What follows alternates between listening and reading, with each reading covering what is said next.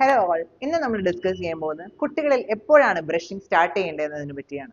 നമ്മളെല്ലാവരും ബ്രഷിംഗ് കുട്ടികളിൽ തുടങ്ങുന്നത് പല്ല് വന്നതിന് ശേഷം. പക്ഷെ അങ്ങനെയല്ല തുടങ്ങേണ്ടത്. കുട്ടികൾ ബ്രസ്റ്റ് ഫീഡിങ് തുടങ്ങുന്ന സമയത്ത് തന്നെ മോണ അല്ലെങ്കിൽ ഗം പാഡ്സ് വൃത്തിയാക്കി തുടങ്ങേണ്ടതാണ്. അതെങ്ങനെയാണ് ക്ലീൻ ചെയ്യേണ്ടതെന്ന് വെച്ചാൽ നല്ല കോട്ടൺ ക്ലോത്ത് ചെറു ചൂടുവെള്ളത്തിൽ കുട്ടി പാല് കുടിച്ചതിന് ശേഷം രാവിലെയും വൈകിട്ടും നല്ലോണം വൈപ്പ് ചെയ്ത് കൊടുക്കുക. അതിനുശേഷം 6 മാസമൊക്കെ കഴിയുമ്പോൾ കുട്ടികൾക്ക് ഓരോ പല്ലൊക്കെ വന്നു തുടങ്ങും. ആ പല്ല് വന്നു തുടങ്ങുന്ന സമയത്ത് നമ്മൾ യൂസ് ചെയ്യുന്ന ഒന്നാണ് സിലിക്കോൺ ബ്രഷസ് അല്ലെങ്കിൽ ഫിംഗർ ബ്രഷസ്. 6 മാസത്തിൽ വന്നു തുടങ്ങുന്ന പല്ലുകൾ ഓൾമോസ്റ്റ് 2 ഇയേഴ്സ് വരെ ഉള്ള സമയത്തിനുള്ളിൽ എല്ലാം വന്നു തരും. ആ സമയം വരെ നമ്മൾ യൂസ് ചെയ്യുന്ന ബ്രഷാണ് ഈ ഫിംഗർ ബ്രഷ്.